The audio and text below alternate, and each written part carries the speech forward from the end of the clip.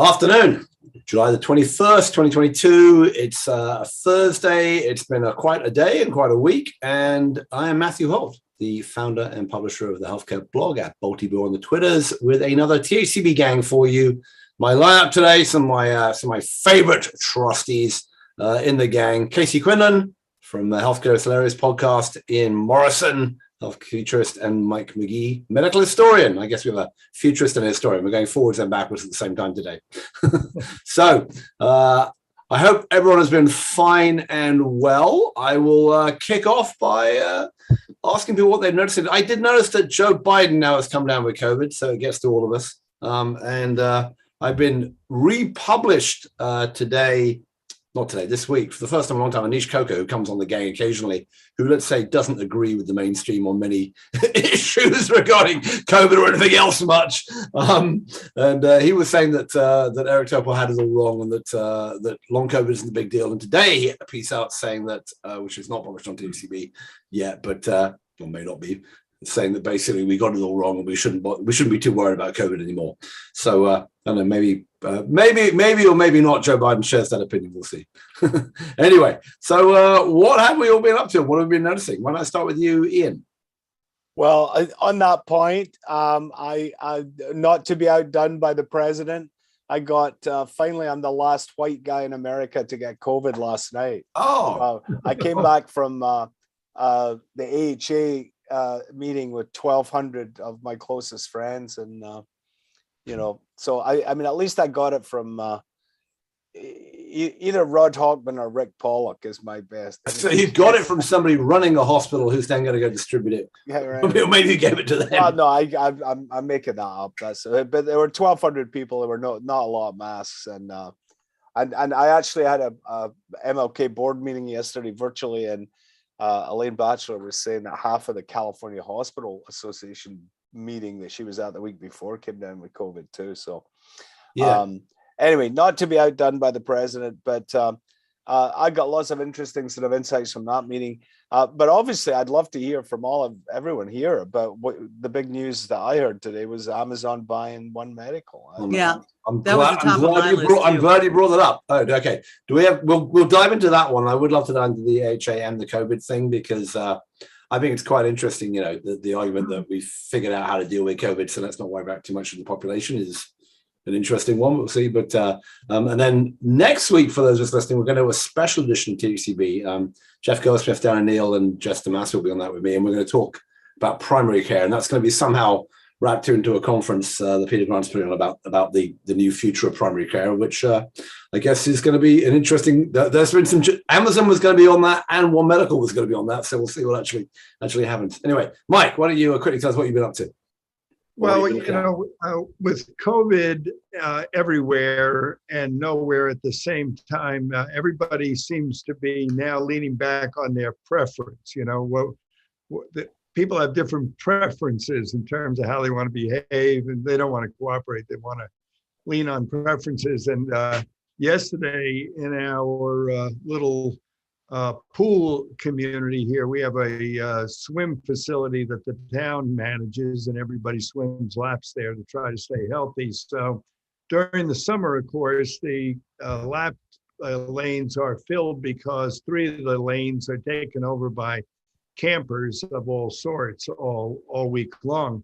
So when you get there, if there's no lane, you're supposed to politely ask a person in the lane, may I share this lane? And they always say yes, and you share the lane. So yesterday I went there, and there was this lady who was, swimming in a straight line and seemed like a reasonable person. She came and I said, would you mind if I share the lane? And she looked at me very sternly and she said, I'd prefer not.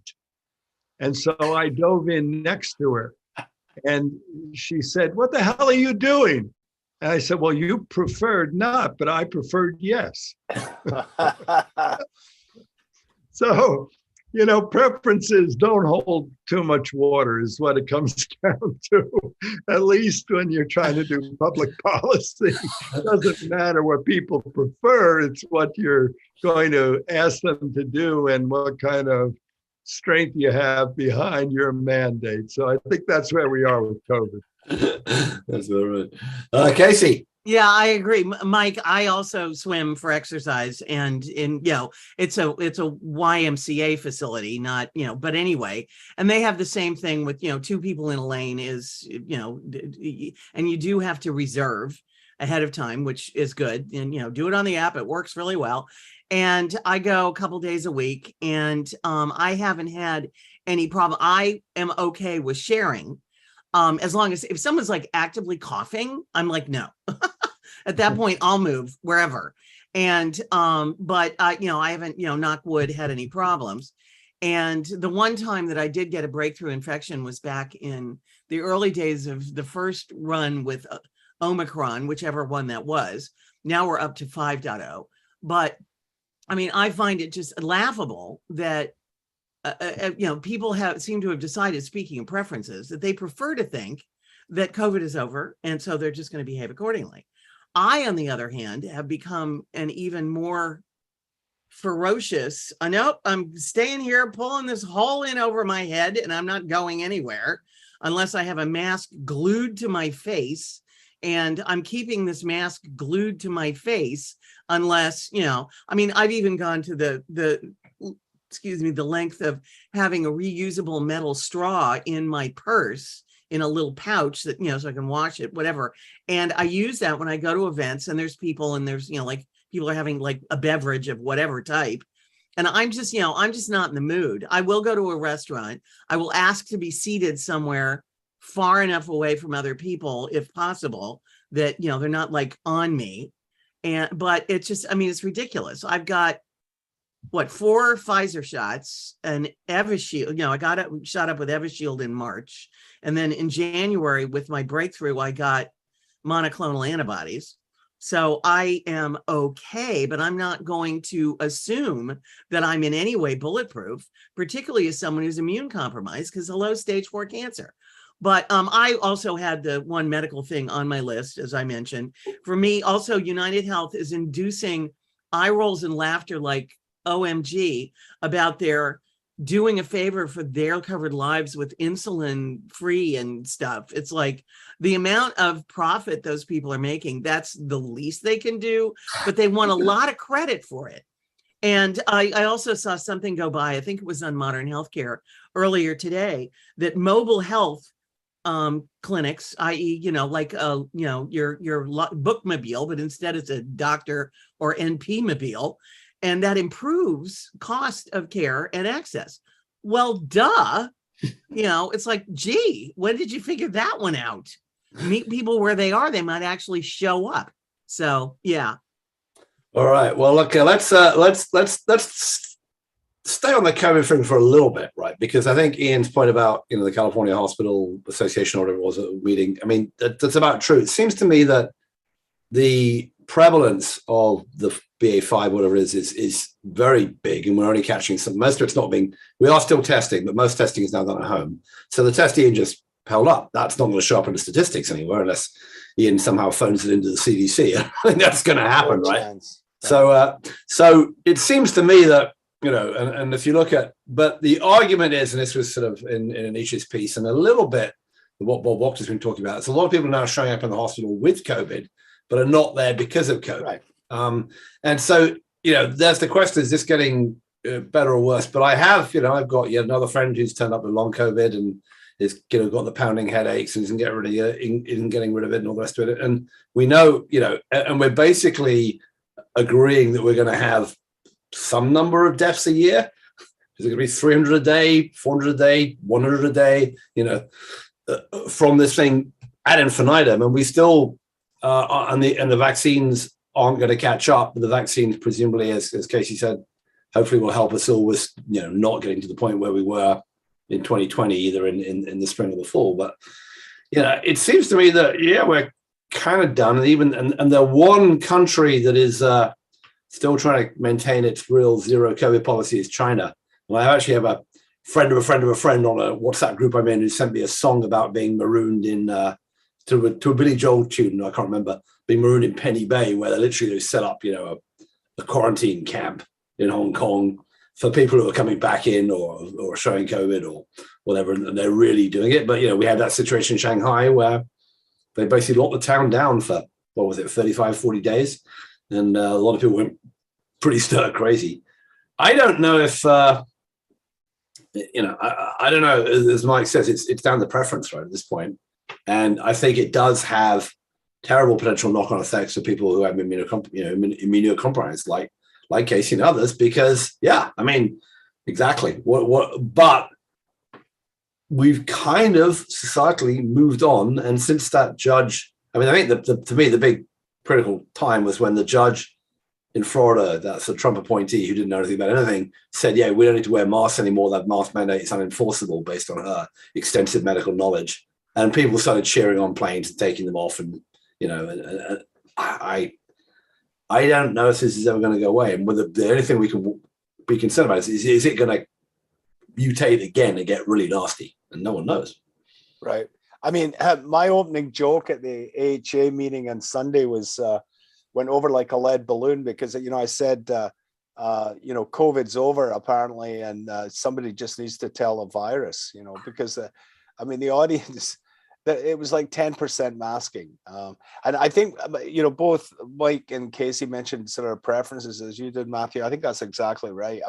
I just as you were talking, I'm sort of mentally saying, in my travels, and I've been out and about, in airplanes the last few weeks, there's the don't ask, don't tell crowd who are, whether they get it or not, they're getting on airplanes and they're not changing their behavior. They're pretending as if it's over.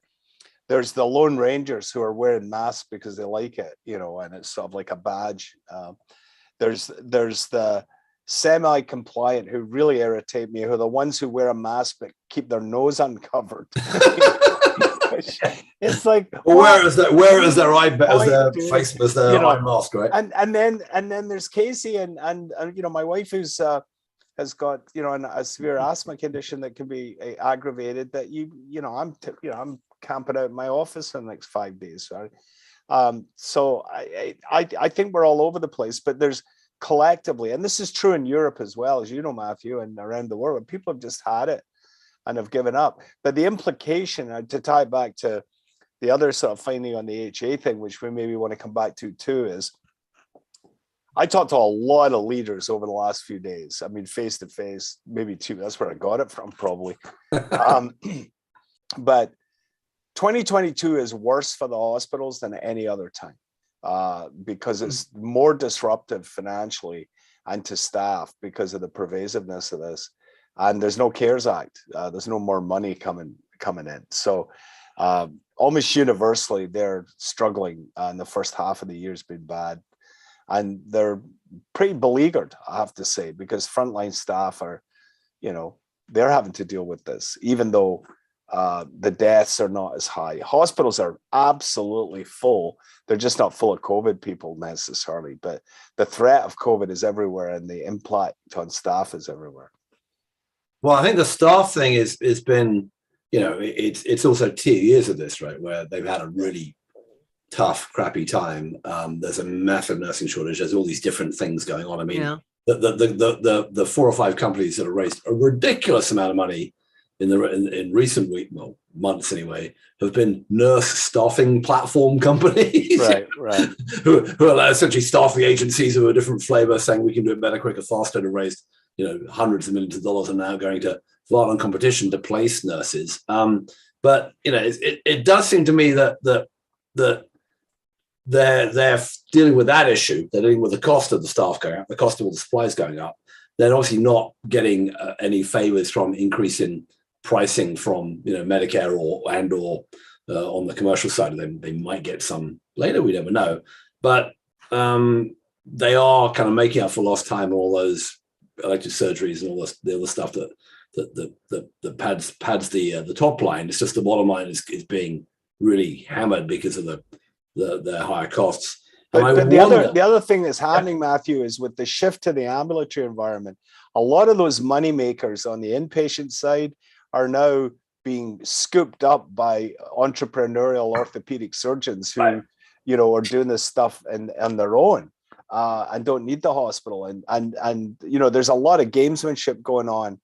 I don't know. Have you guys, Nate Kaufman I ran into told me about white bagging. Have you heard about white bagging? What is white bagging? It sounds disgusting, but it basically what it is the health plan sending a white bag with all the oncological agents to be administered to some facility, and basically capturing the rebate from the pharma company and having it administered somewhere with a much lower outpatient fee and keeping the difference.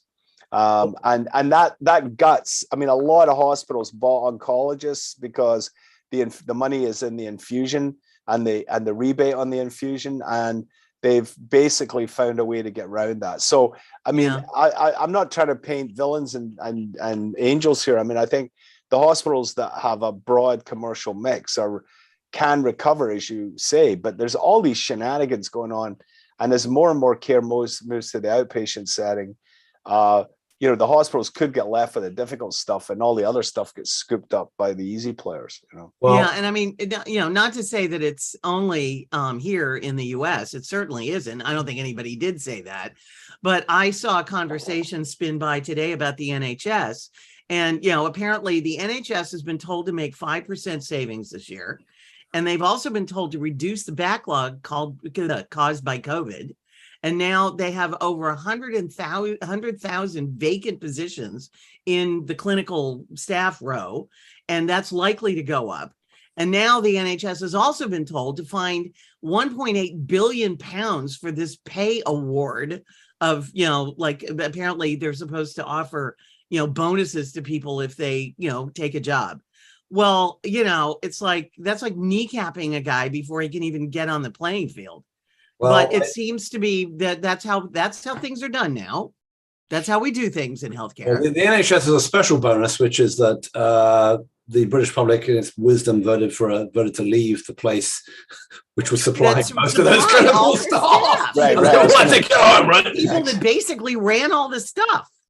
Yeah, my old buildings, you know, did what? Yeah, exactly. My old next door neighbor, who was also my primary care doctor, she died a few years ago, but her last real job was basically, you know, to go and recruit Estonian physicians to keep the Scottish National Health Service going, you know.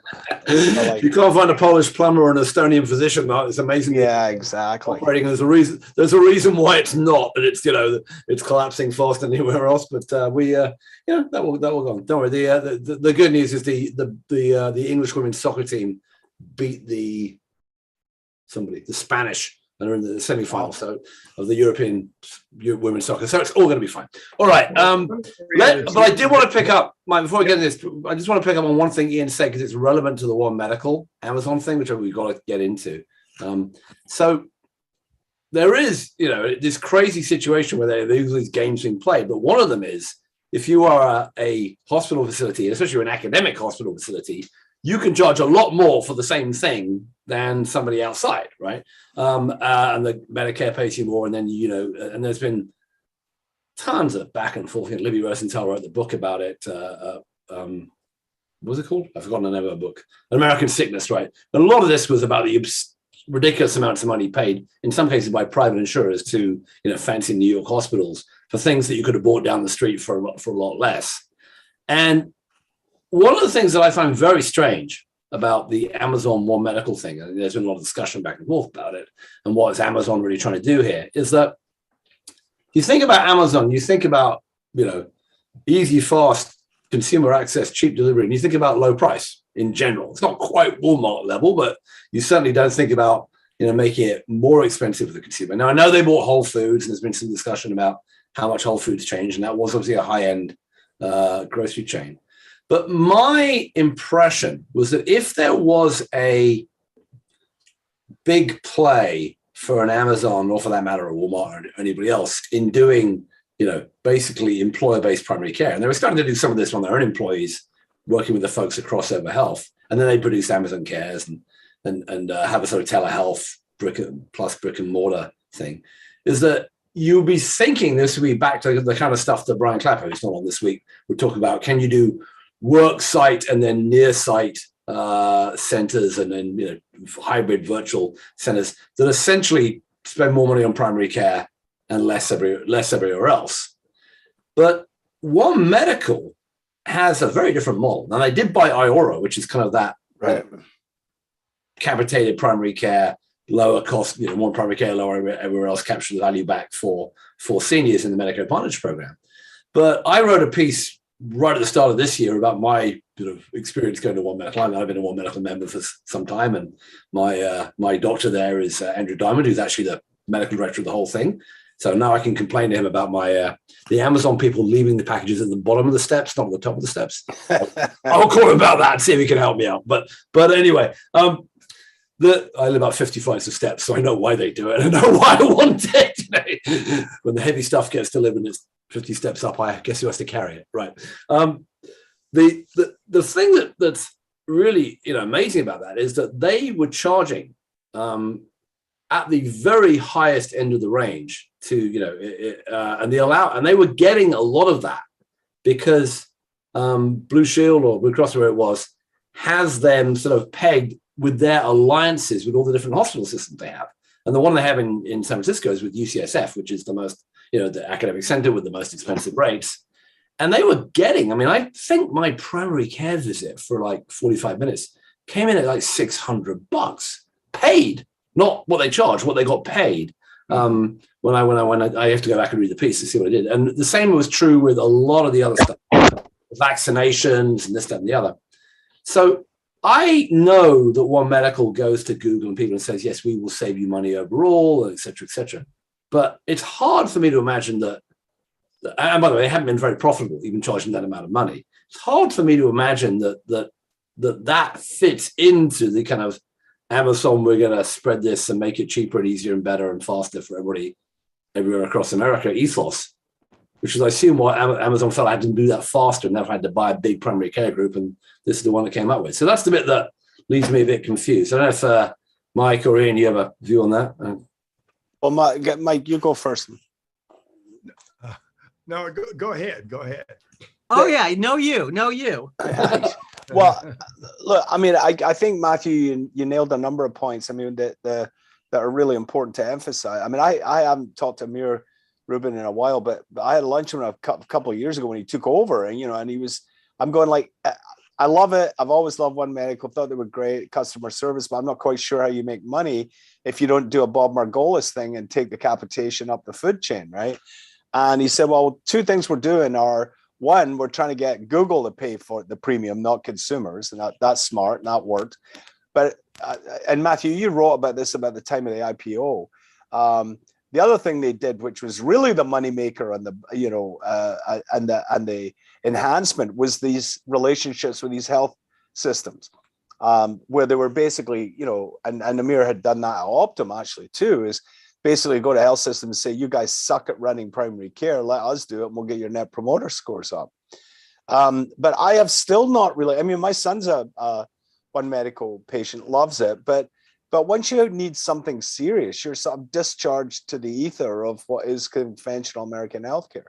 Now, this is where, it relates to the platform conversations we've been having over the months, but here's where I think this could be, and the metaphor with Whole Foods, they buy this, and then they buy somebody who really can deliver on that center of excellence discount thing, and maybe they develop a cheaper, nastier version, which is not so front end and expensive, that can be sold downstream to consumers in other parts of the country. So, in other words, watch this space for acquisitions. Yeah. Well, my reaction, I was listening to Ian's putting the focus on the hospitals, and I do think that with the staffing issues and the continued influx of people with both physical and mental health concerns now, because everybody comes through the door now is like super anxious to begin with, and it wasn't great before COVID. But the other side of this healthcare system that is really under attack is long-term care. Yeah. Long-term care was a disaster before COVID in terms of staffing. Now they're having trouble just getting hands on the patients, keeping it marginally safe. And what I'm seeing is a lot of them have just stopped testing. Now, the government has quietly turned a blind eye to this because, these long-term care facilities lived in fear of the Medicare people coming down hard on them for this, that, or the other thing. And certainly if HHS wanted to, they could put the thumb on these guys now because the staffing is just out of control. But the reality is they're doing all they can, and they just run out of people. And, when the people who are working get sick with COVID, they're taking themselves out of the rotation, which is interesting, and they're not doing it out of altruism, because the truth of the matter is there's not a lot of advocacy for a lot of these people in long-term memory cares. They're there for a purpose, and it isn't to live a full life. It's to be treated as humanely as possible as you approach end of life, if truth be told. Yep. But they're staying home because they have family members who are sick as well with COVID. So the whole family is being immobilized. The other thing that's interesting that I've seen in long-term care is that things like inflation, especially gasoline, you can see the effects on the population that actually works in these facilities. And what you're seeing is none of them have cars, and there isn't public transportation for a lot of them. So you see family members dropping them off and picking them up, which is a double route. And so, if you have high prices for gasoline, it's really hitting these folks hard. So anyhow, it just shows you, healthcare is intimately part of life. And if you screw up on healthcare, it affects human rights, especially for people who are marginalized. Yeah. Oh, amen. And the pay level for people who work in long-term care facilities, particularly in states that are, sort of the right to work bunch. In other words, there's no way to form a union, and, not that there's no way, but they make it so difficult that, you're basically on your own. I mean, $8 an hour is basically federal minimum wage now, rounding up for easier math or arithmetic. But no one could live on that now. And, the minimum wage versus, cost of living hasn't improved materially in probably close to 40 years. And meanwhile, we expect that, things will still work. Well, guess what? They're not working. It's completely broken, but no one wants to admit that they're part of the nexus of the breaking. And they always want to point at the other guy. It's like, no, this is that other guy. Or worse yet, blame the greedy workers for being takers, Yeah. Well, I think in long-term care, you've seen a lot of that. You've also seen a lot of private equity come into that, which, by the way, is creeping into hospitals and. Oh yeah, everywhere. It's everywhere. Everywhere. But I mean, as Mike said, long-term care is kind of, it's still this other part of the health system, right? There's a lot of Medicaid money going into it, some private pay, but it's not. When we think about the healthcare system, irrationally, we don't think about that as being part of it. When you talk about the back and forth of the Amazons and working with employers and what have you, there are people who are, my friend Alex Drain has been banging the drum very hard about, can we think about who's a caregiver and the incredible stress. There's a great talk she had, which the Life Itself conference that's actually now out on CNN because of Sanjay Gupta's connection, which is amazing. And people who are caregivers in the sandwich generation to both parents and kids, have incredibly high rates of mental health problems and suicidal ideation. I mean, it's just off the wazoo, right? It's grim. So, there's a lot of stuff going on there. Obviously, we have, long-term care, which we don't think of as healthcare. It's this separated thing, separated out thing. And then we have, dealing with doctors and hospitals and drugs and everyday care. Interestingly enough, I'm giving a preview of next week, Dan O'Neill's new company, Pine Park, I think it's called, is actually doing primary care in, skilled nursing facilities and assisted living facilities. That's like their they're trying to figure out if they can actually, rather than have random people's doctors come in, can they kind of build a quote unquote work site facility there that can improve health. But I'm with you. We're really struggling. And to go back to a Brexit analogy, what have we not had in this country since 2016 for various reasons? Hadn't had any immigration, right? And that's where I said that's where a lot of that workforce. You're talking about first immigrants getting paid low wages. That's unfortunately where it comes from, and we haven't figured it out. All right, I do want to stay on the One Medical Amazon thing in particular. Is there? So there are kind of two things going on here, right? One is, and this is back to something that Ian, you've talked about a lot on this show and elsewhere, is there an appetite for employers to sort of latch onto some kind of national brand primary care capitated thing, a bit like the way for Medicare Advantage plans have started paying the Oak Streets and the Ioras and the others of the world, to like find a sort of platform for that for the self-insured employers? And if so, do you think Amazon has a shot now with this acquisition and all the stuff they're going to do at building that kind of the way that, Transcarent's trying to do it, or Accolade's how they go at doing it, and they haven't really they haven't had the scale or the money to succeed. Amazon clearly has scale and money, right? And they can do whatever they like. But what's the sense about whether employers are ready enough to do this and say, yeah, if you can give us a better deal, we will start moving people around and we will trust you because you're Amazon and can theoretically, we're already spending $1 gazillion on your web services. we'll add a healthcare line to that. What's your take on that? Well, I'd be interested to see what Ian has to say about that. But my own bias is that with the medical industrial complex, when you have an integrated career ladder that involves academic medicine, corporations, and government interfacing with each other and reinforcing, getting along and going along, in that type of setting, corporations don't tend to succeed, even if they are highly motivated in protecting their own employees on either a cost or quality basis. Obviously, we've had groups of them that have tried to unite and exercise market muscle, but it was almost as a demonstration activity for capitalism. It's sort of like, hey, look, we're the best capitalists in the world. If we get all of our capitalists together, we could force this market to comply.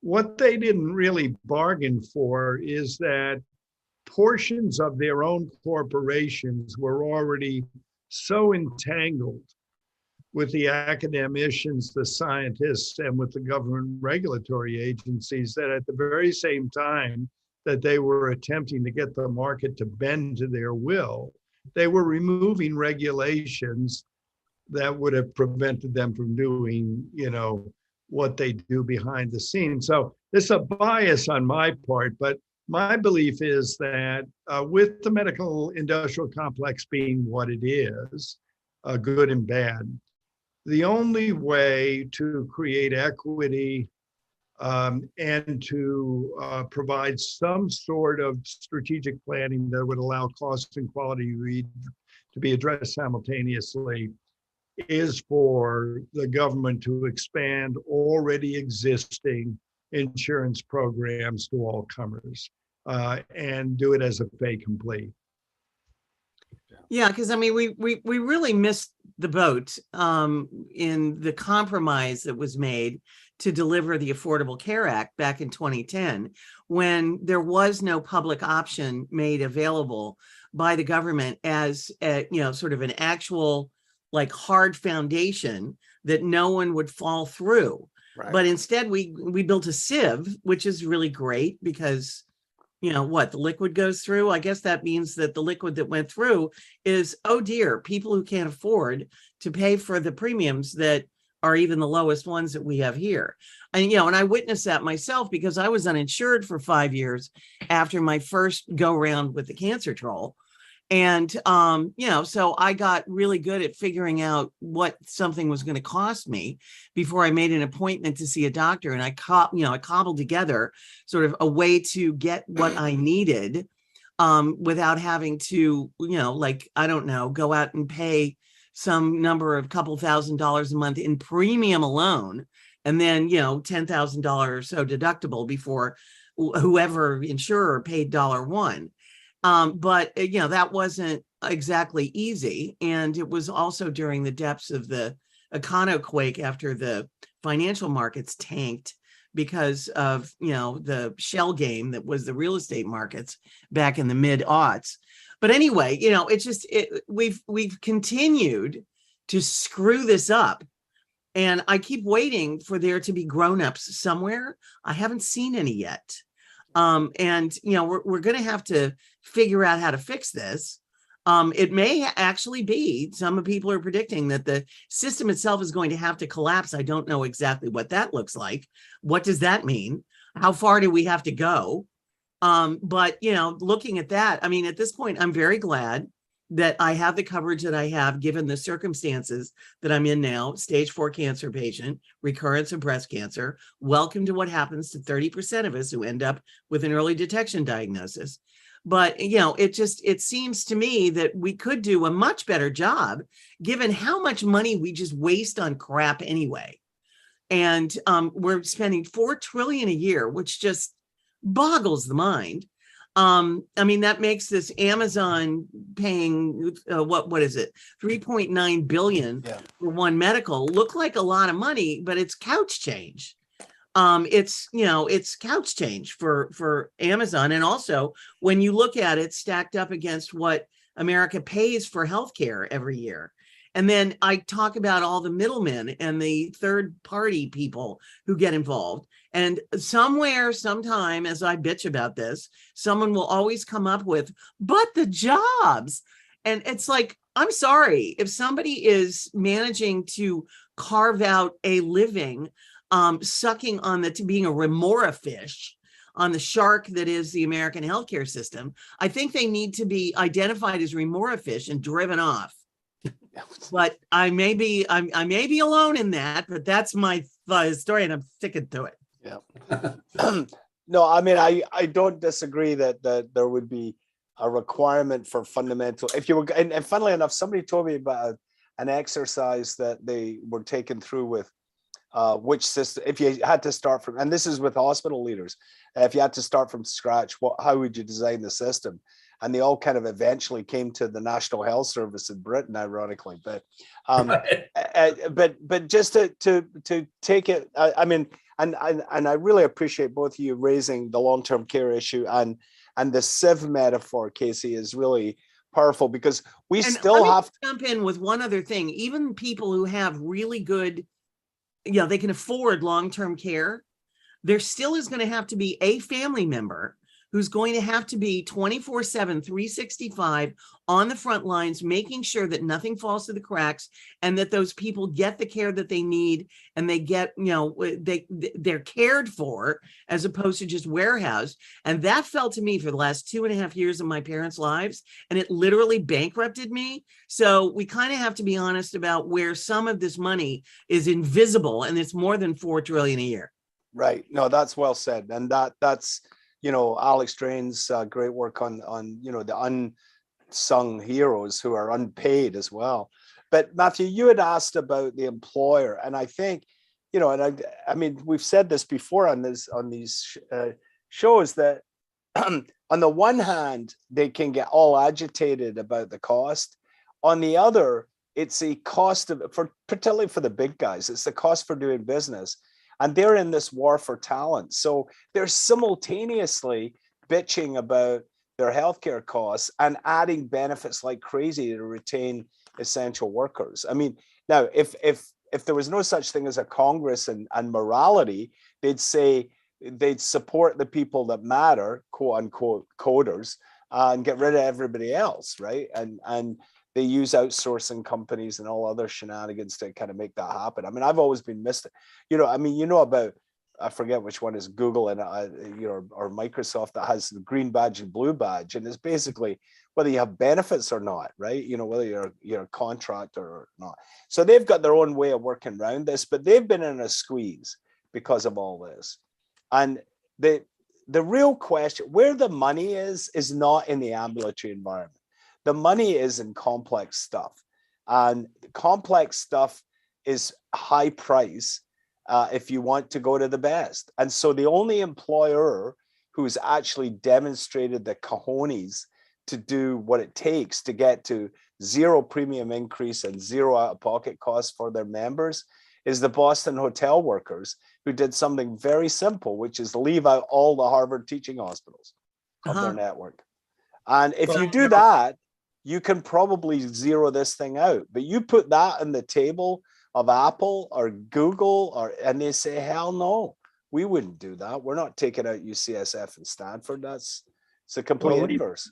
So, and I think a lot of them confuse choice with quality, to be honest. Leapfrog seems ages ago, right, Ian? It was ages ago when it started, anyway. Yeah. Yeah. And yeah, century.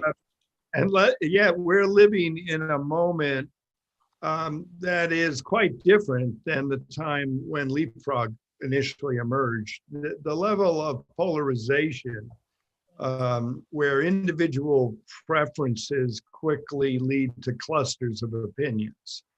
And a time where there's a natural tendency to seek out people who share views, and those can snowball into groupthink and hyperpolarization, suggests that,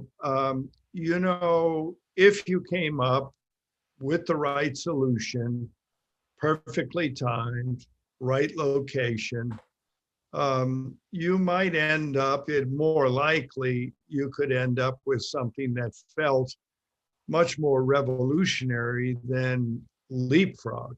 Leapfrog was just, a group of people saying, hey, watch us execute this idea because we're so influential amongst ourselves. But the reality is that this is a national problem. And it is intimately tied to the future of democracy.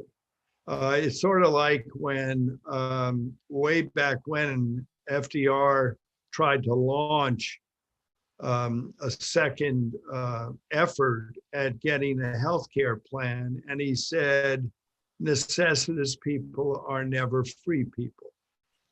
And we have a hell of a lot of necessitous people in this country, and it's just growing and growing and growing. So you would expect at some point that, especially with the kind of communication and connectivity that we have now with social media, that, I'm not saying it would happen, and I'm not a naive person, I'm not saying this country all of a sudden is going to say, oh, well, let's do Medicare for all. But what I am saying is that the problem itself is kind of universal in the nation. It is tied to the functioning of democracy.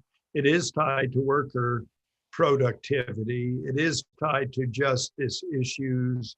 It is tied to our civil defense and also our military style housing of people who break the law for minor things, So, I think it's sort of like with the Marshall Plan. What did they begin with in Germany and Japan? They began with the healthcare system. Why? Because they needed to establish a basic level of trust and confidence in the government. What's missing in the US right now?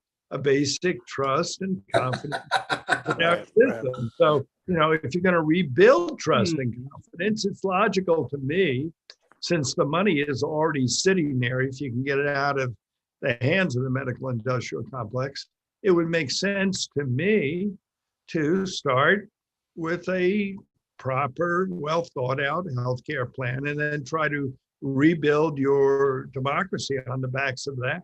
Yeah. I'd agree that makes sense, which is probably a good reason why we're not going to do it. But I mean, the issue you're going to bring up is that we've tried via our political system to get, we did the ACA, which was with 60 votes, although there was a lot of argument, there's a lot of argument back and forth about, don't forget that in those days, there were 2 Republican senators in North Dakota. There was a Republican senator in Nebraska. This isn't this long ago. This is like 2008, 2010. They all were, conservative. There was the guy from South Dakota, was it, who ran the thing in the Senate? Anyway. Daschle. Oh no, yeah.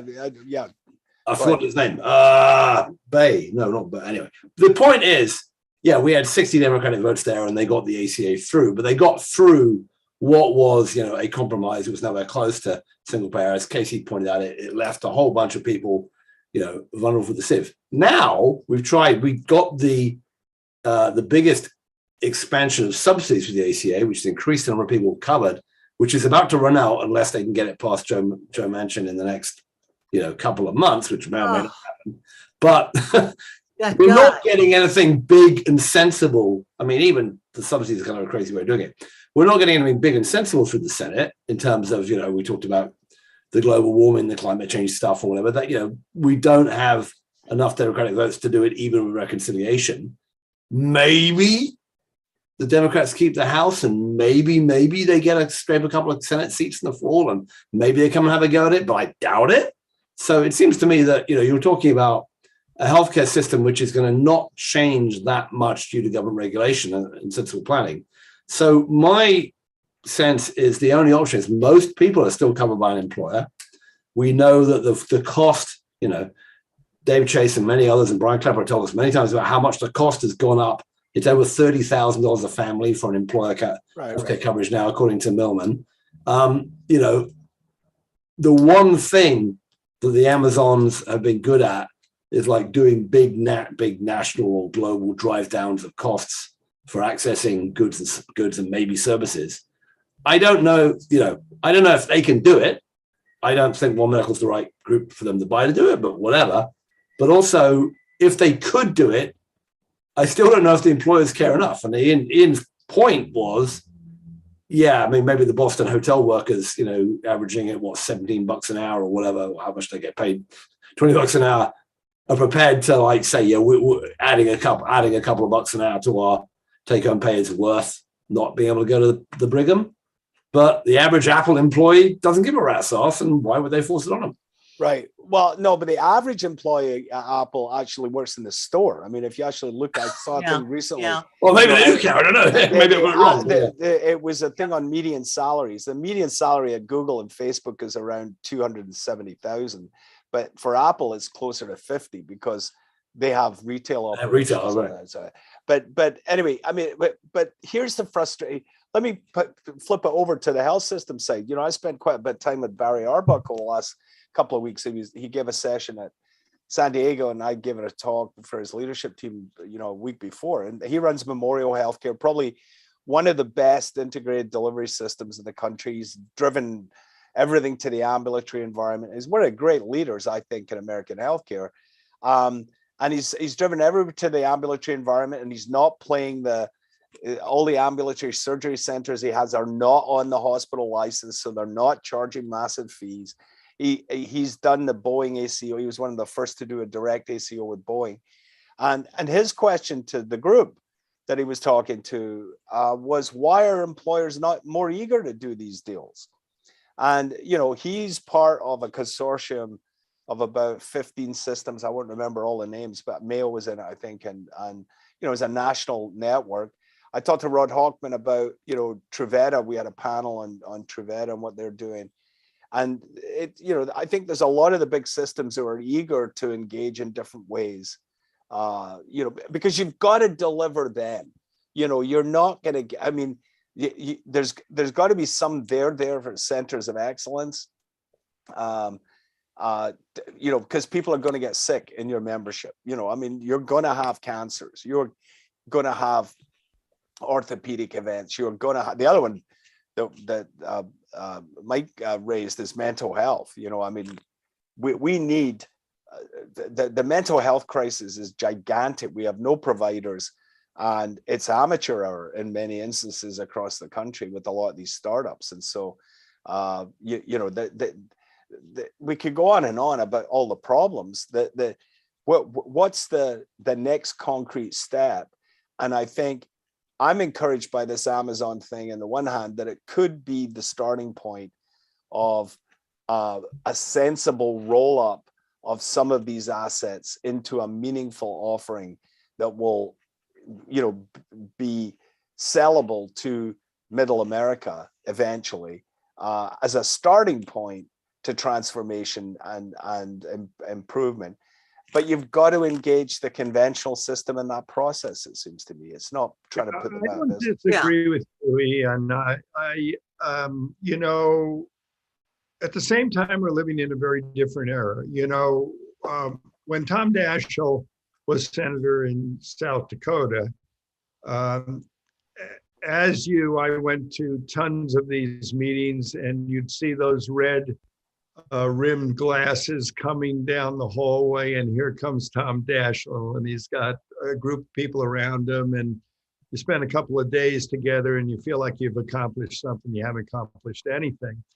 The interesting thing about these days, and I think about Amazon in general, is that Amazon thrives not only on the genius of systems management that they've been able to figure out, but on the fact that it is actually quite a democratic kind of process, in that almost everyone can access Amazon, and has, because they save money shopping around, and they have the ability to get something immediately, and it feeds their needs theoretically for, you know, a fast American solution.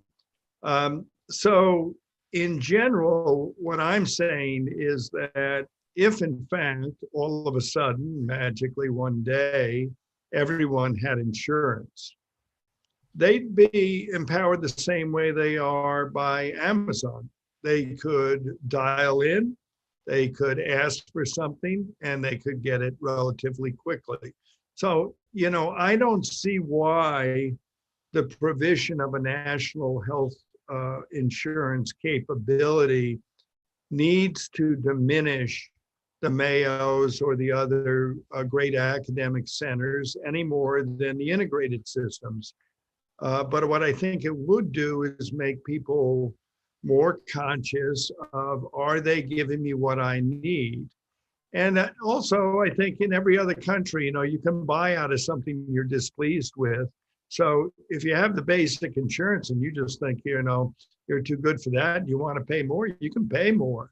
So I just think a starting point for revamping this whole thing would be to put people on equal purchasing grounds, where they could make the choices. As it is now, you know, there are huge portions of our population that don't have the power to make the choice. And then you've got systems who are trying to avoid them because they break the bank, you know? So what if they didn't break the bank, you know? And what if they did have a choice? So. Yeah. Yeah, no, that's well said. But I mean, go back to the Amazon idea, just in the spirit of Mike's comment about universal access by way of consumerism. I mean, imagine. I had this conversation when George Halverson was running Kaiser with George about, you know, why wouldn't you go around the time of thinking through health reform expansion? I mean, why wouldn't you try and figure out an offering for younger people of how much healthcare could I get for $100 per member per month at Kaiser, right? Leveraging your then, you know, KP Connect tools.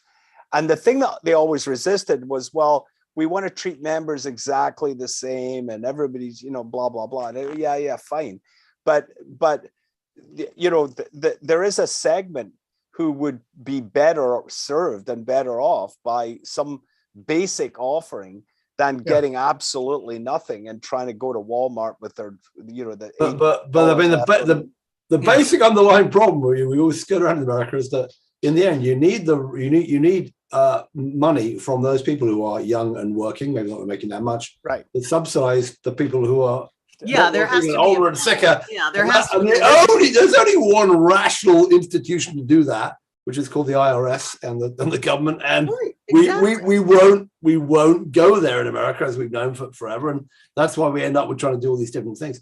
And, I mean, Matthew, you've been at a lot of the same events that I've been to over the last, like, however many years it's been, more than a couple, where, you know, time after time, I've heard somebody on some fancy stage somewhere say something about either the Uberization of healthcare or the Amazonification of healthcare.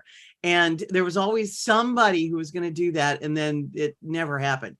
And then there was, Amazon, right? Well, no, but the thing is, I mean, what was it? Amazon, Google, and who the heck else was involved in that sort of we're going to get together and fix this mess thing that didn't that's happen. Actually that thing, the Haven thing, which is Amazon, JP Morgan, and Berkshire Hathaway, actually was a interesting precursor. I watched that with great interest, and then was kind of disappointed that it sort of. But what was going on in that was that Amazon separately was building its own version of that, and they had the one that Haven built, but still wanted the one they built compete, and they basically picked go on. They picked the one they built. Well, I mean, hello, welcome to capitalism. You did, but I think that the point is you could still build a national branded kind of quasi-capitated or quasi-risk-based primary care module, which would either cut its deals with some people in the centers of excellence but cut out others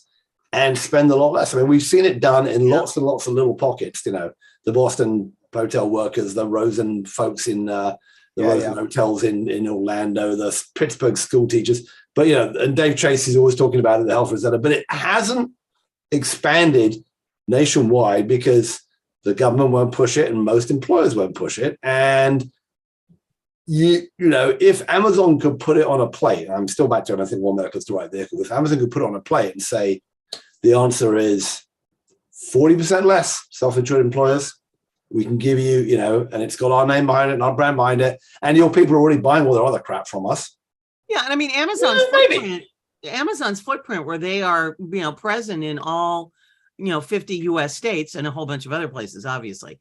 But, they have those vans running around all over the place, and they keep buying more vans, and maybe they could turn some of those van purchases into the mobile clinics that got mentioned in something else that I saw. By the way, on that, I think don't forget they're in PillPack, which is, competing with there's a bunch of people. They don't live up to their promise, by the way. Well, okay. There's a lot of TB later. That was bad. You also have people like Alto and Capsule who are venture funded, but one of them will screw up and be available cheap, who do home delivery of drugs. There's a whole bunch of people who Roe just cut loose. By the way, what we haven't mentioned in our time is this has been the biggest week ever for layoffs of digital health companies, including Olive laying off 500 people and Invitae laying off a whole bunch of people. Devin McGraw still has a job for now, from what I understand, but a bunch of people. So there are a bunch of people and skills around. If you wanted to build, you could start building what Ian's talking about, the sort of at-home delivery system, the hospital-at-home thing. You could start figuring out building a system that went around the current big health systems with their, which have got their integrated primary care and their pricing games. And you could start thinking about doing that. We've had this discussion a gazillion times here. This thing's been punted around on, Wall Street and venture capital and elsewhere for forever, and nobody has been able to do it. Yeah. It's unclear if there is the demand for it, or if everyone in America shrugs and goes, okay, 4 trillion, we're fine. 30 grand a family, we're fine. Or whether Amazon, I've always thought Amazon was, just because of their scale and their kind of philosophy of being a low cost provider, but doing stuff pretty well. Yeah, and I mean, figuring out how to literally deliver healthcare to people either exactly where they are in their homes or close. I observed the positive sides of that when I, last year was, tanking, and a number of times I had a home health bunch called Dispatch Health. I don't know where they are other than here, but they're here, and it kept me out of the ER. I have no idea. I'd have to go and look at EOBs to see, what ended up getting paid for that, but I don't really think it was that much. And I was very happy that could happen, because I had terrible difficulty at the time getting in and out of the house, and having them come to me was terrific. But I mean, if I don't need that, yes, I can get in a car and go somewhere. Or, go drive around the corner. I can't walk anywhere anymore, but drive around the corner to a place that, say, the van is showing up this week, and I could go, or, the clinic is there in wherever, and I could just, go there and it's fine. I'd be happy to do that. There was a ton of tech out there for doing it. If I'm dispatching a bunch of others with tech and boxes and stuff to do that, there's a ton of, you could put all these pieces together. I just don't know if we have if there is, enough determination and patience on the supply side, but Amazon has had patience before, and whether there's enough determination or interest on the buy side. Yeah. We're about out of time, so I'm going to quickly go around and see what are people looking for the next week. And I'm going to start with you, Mike. Well, let's go back to the metaphor that I began with. So there's this lady, and I ask her, can I share your lane? She says, I'd prefer not. I confronted that because I preferred to not be obstructed by her. If she is where we are with the stalemate on healthcare, and I'm representing all those people who've been left out, there may come a time where they can prefer a different outcome.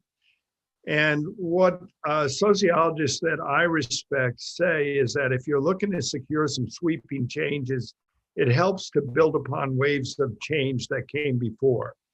So the question is, are we in the midst of a series of significant enough waves of change that if people who have been abused for too long were to simply say, I prefer to jump in a different pool, and did together, would it be possible to flip this? Now, I'm not saying it's easy, and I'm not saying I'm naive, but I think we underestimate how quickly this system could fold if it were confronted with reality.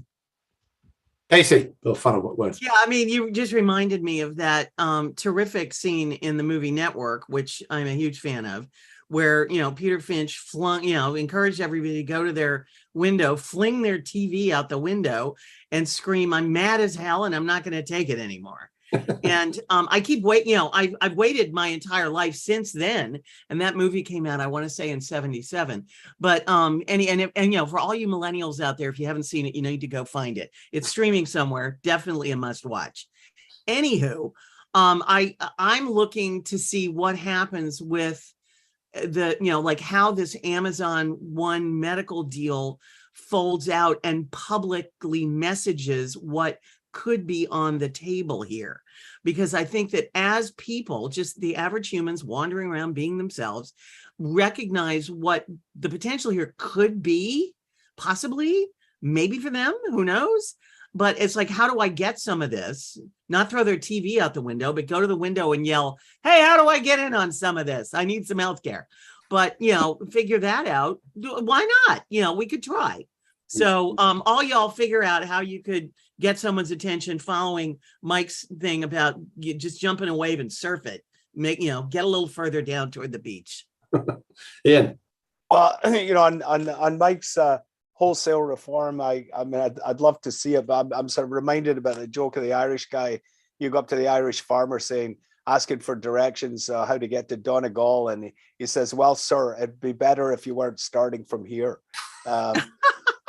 But on the Amazon thing, when the Haven deal collapsed, I was quoted in a publication about Haven may have gone to heaven, but Amazon's licking its chops. I think that's still true, and I'm with Casey. I watch this space. It'll be interesting to see both how they message it in the short run, but what else they could do. 100 billion is not. I mean, there's a massive amount of capital that could be thrown at this. And the question is, what's the next play? And on that moment, we will leave. I will say goodbye. I want to thank my team today on the gang: Casey Quinlan from Richmond, Virginia, Ian Morrison from Menlo Park, California, and Mike Magee from the crazy wilds of Connecticut. You've been watching us. We'll be back next week, July the 28th, for the special edition. It's coming at 9:30 Pacific, 12:30 Eastern, so earlier. It's part of a primary care conference, which is a long, complex name, which is going to be very interesting. We'll do a shorter version. I'll have Jeff Goldsmith, Dan O'Neill, and Jess Massa on that one with me. And meanwhile, you've been listening to Matthew Holt. This is the end of THCB gang for